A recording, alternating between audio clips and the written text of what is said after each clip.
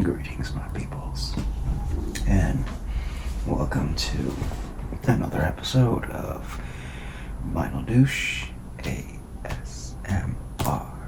And as you can see, today we are looking into the legendary, iconic, once-in-a-lifetime album / artist Jimi Hendrix, Electric Ladyland.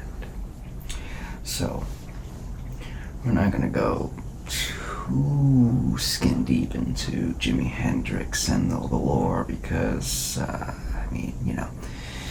think he's one of the most iconic artists, deservedly, of the 20th century, and even bleeding into the 21st. He has been covered by, documentaries, and there was even a film with Andre 3000 that many people didn't like. I kind of liked it, except I thought the ending was kind of weird. But besides that, I thought Andre did a great job, and the movie was entertaining. Nevertheless, fortunately, it wasn't on the scale of type production that something like the Queen movie or Elton John's movie was. And that's quite unfortunate because Jimmy deserves that kind of treatment. Jimmy was born in Seattle, and he was a self-taught musician, and he found himself in the volunteering in the Army in the late 50s, and by the 60s, mid-60s, found himself playing shows and traveling around, and eventually found himself to the downtown Manhattan West Village scene, where a lot of people like Bob Dylan, Joan Baez, and countless others at the time came from. Jimmy played Cafe Wha. That place is still there. So from that scene, he kind of got on and started recording music, and eventually his career took off. I think the original bassist he played with became his manager, and convinces him to drop the MY at the end and replace it with the I, and Jimi Hendrix, as we know it, came to be. But this is Electric Ladyland, and this was his third studio album. And it was also his last, because he, I believe it was in 1970, is when he passed away. So this album contains some of his most technically, I guess, as far as the charts go, popular songs, which would make sense. It was probably a lot more,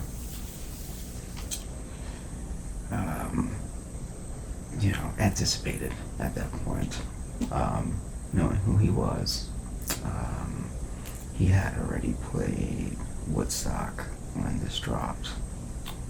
That helped with not only album sales, but just sort of the whole, legend of Jimmy. That's sort of part of the visual story of Jimmy when I think about it, is his performance at Woodstock and, the national anthem. And so, this was released in 1968, which is actually, so I'm mistaken. So that performance wouldn't have helped record sales, because Woodstock was in 1969. So this album came out in 68, and that's a no. But being that this album did so well, it's actually his performance that was anticipated, not this album. And yeah, as I mentioned, it was the most commercially successful album. It reached number 1 in Billboard's top charts. And it is number 53 in Rolling Stone's 500 greatest albums of all time. And their cover of, Jimmy's, as in Jimi Hendrix Experience, cover of Bob Dylan's All Along the Watchtowers in this album. And that was his best-selling single. And that was number 6 in the UK, and it was 20 in here, in the US. What I mean by here. Wow. Hard to believe it was only 20 here. He's such a popular artist. So, the album was recorded in July and December of 67 and January through August of 1968. It's a double album, so it's big. And the studios mentioned are the Olympic and the Mayfair studios in London and the record plant in New York City. And that's on the Wikipedia, but when I go to the Jimi Hendrix page, Electric Lady Studios, which I believe is still around. It's on 8th Street in New York City. And as I was saying, his website mentions that the Electric Ladyland Studios were built to record this record in. But it's not cited on the Wikipedia page, so I don't know if any of these songs were actually recorded at Electric Lady Studios, but it would make sense. And I'm gonna go with the Jimi Hendrix page with this and assume that some of this, or at least the inspiration for Electric Lady, is this album, or vice versa. So that's where it was recorded. And the sessions were kind of nuts here. The bassist of the band, Noel Redding, said that there were tons of people in the studios and you couldn't move. It was a party, not a session. So I believe Redding was also upset because Jimi Hendrix is credited as a sole producer in this album, and Redding believed he produced some of the album's songs in the album, so that bothered him, and I think later caused a strain in the relationship. The cover itself is interesting, and the original cover was a photo by Linda Eastman, who would later be known as Linda McCartney. And it was of the group sitting on the sculpture of Alice in Wonderland in Central Park. Instead, they went with a blurred picture of his head when he was performing at the Seville Theater, and that was shot by Carl Ferris. Later on, it looks like Track Records, who I guess did a later release of the album, produced a cover image photographed by David Montgomery, and inside cover would have Hendrix depicted with 19 nude women lounging in front of a black background. Alright, well, in the US we had this. And on the back, I don't know if this is the one that... No? This looks like the Naked Lady shot without the Naked Ladies, from what I'm seeing. But, yeah. I don't know if this one was the one shot by Linda McCartney. Alright, well, the staff on the band, the Jimi Hendrix Experience, is made up of Jimi Hendrix, who did vocals, guitars, piano, percussion, electric harpsichord, bass guitar on Have You Ever Been to Electric Ladyland, Long Hot Summer Night, Gypsy Eyes, and 1983, House Burning Down, and All on the Watchtower.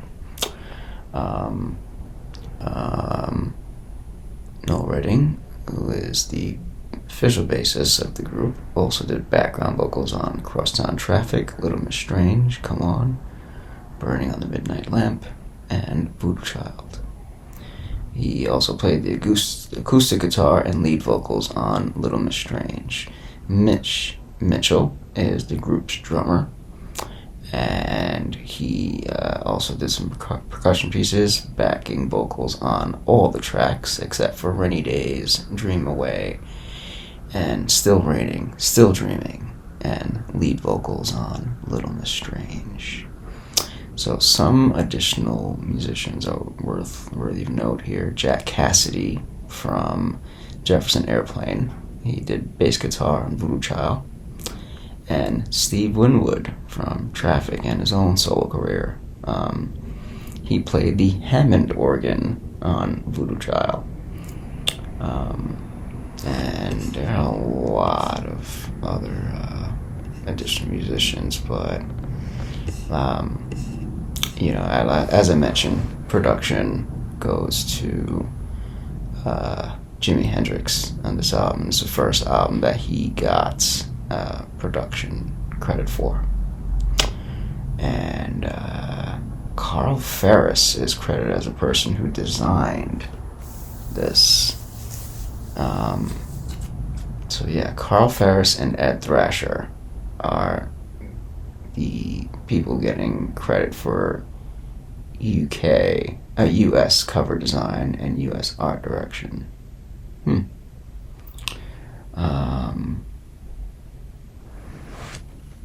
So let's look inside, because I think I'll keep this color.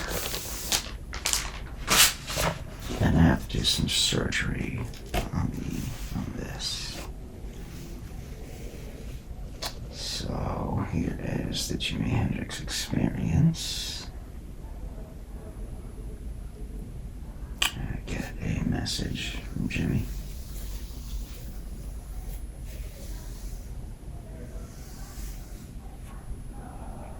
And here are some of the other musicians I did mention, like Mike Finnegan on organ and Freddie Smith on horn, Larry Fawcett on congas, Buddy Miles on drums.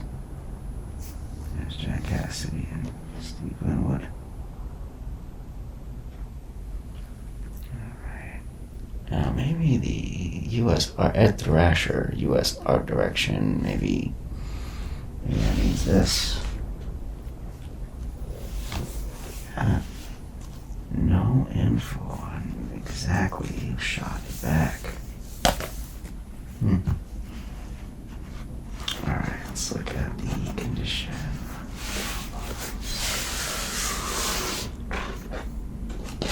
Looks like we got here. Commemorating 10 years of the best entertainment. So, 10 years since 1958. Let's see, Nancy Sinatra, Joni Mitchell. I don't know the fugs. Who the fuck are they? Sammy Davis Jr. Jimi Hendrix Experience. It's funny to see him amongst. It's such a mixed crowd. It's like Frank Sinatra, Jimi Hendrix and the Kinks, Tiny Tim, Dean Martin. Because the 60s was such a area of transition. You had all these sort of old school acts from the Vegas era transitioning to the hippie and flower children music. There we go, we got Fats Domino. There's Nancy Sinatra. There's Frank up there. We got Jimi Hendrix. Are You Experience as one of our earlier albums. There's a Joni Mitchell album.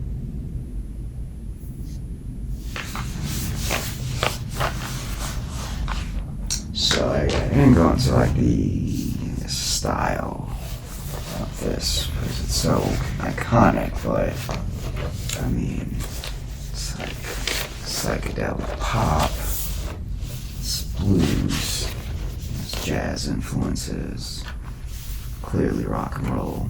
B.B. King, I think, is noted as Jimi Hendrix's biggest inspiration.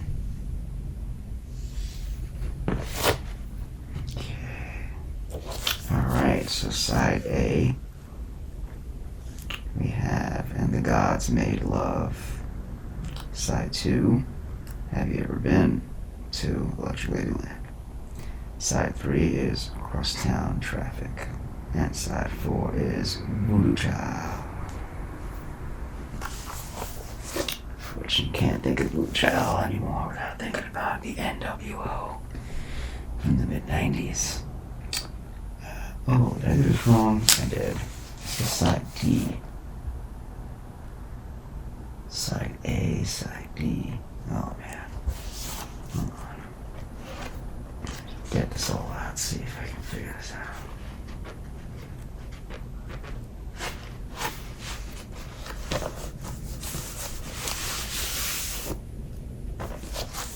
See if it's the same one. Keep one, get rid of the other. Side C. Side B. Boys. This is funny. Okay. Let's just do it from here. Okay, looks like And the Gods Made Love. Looks like I was right at the start where I did. Good. Alright.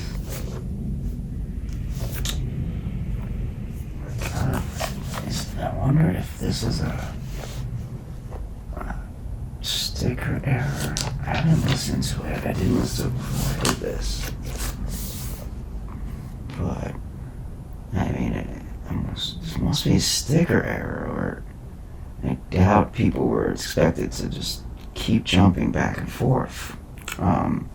Anyway, side B is Little Miss Strange, Long Hot Summer Night, Come On, Gypsy Eyes, and Burning of the Midnight Lamp. And we'll go to side C,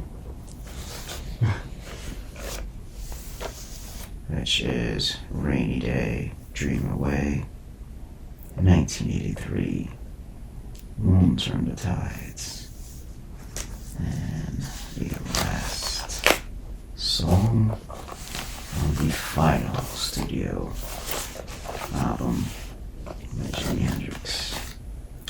Still Raining, House Burning Down, All Along the Watchtower, and Voodoo Child, Slight Return. Alright. Get these out of paper. Let's do that first.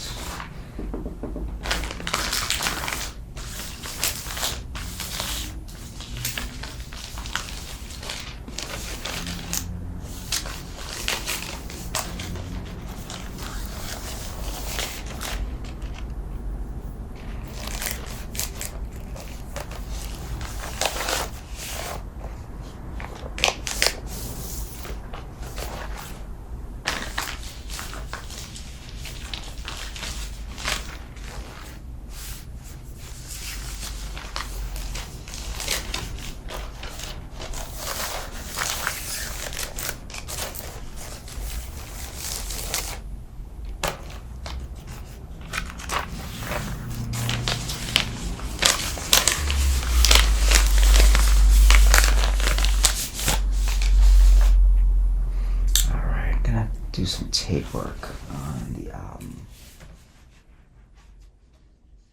just to keep it together.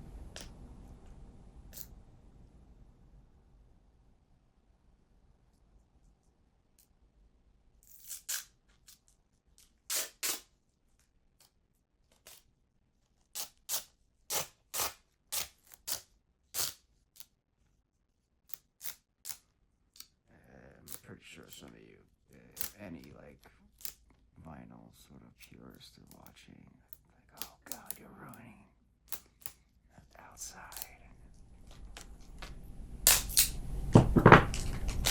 I'm not really concerned about like how much it's worth, more just keeping everything together in one piece, falling apart.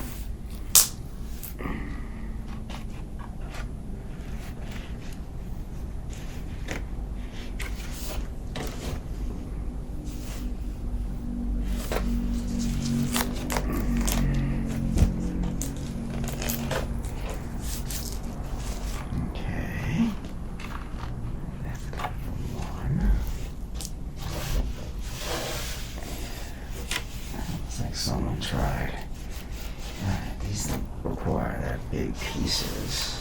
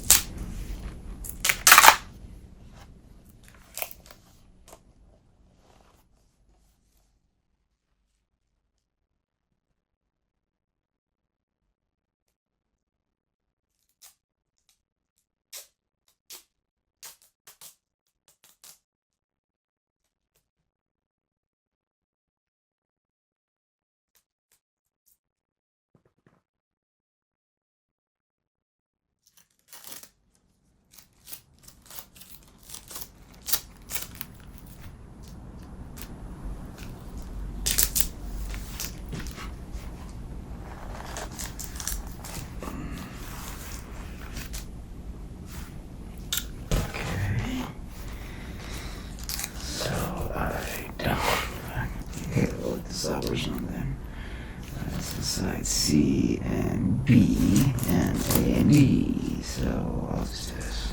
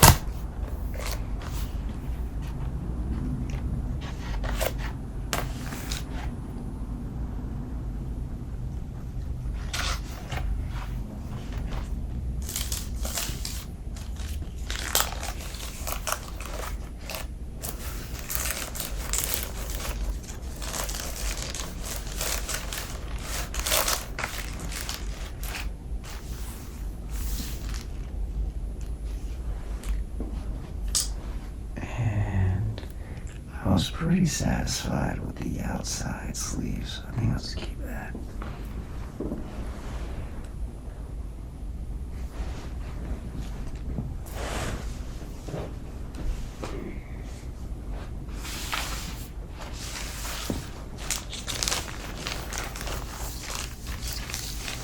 It's a little cloudy, but it's strong.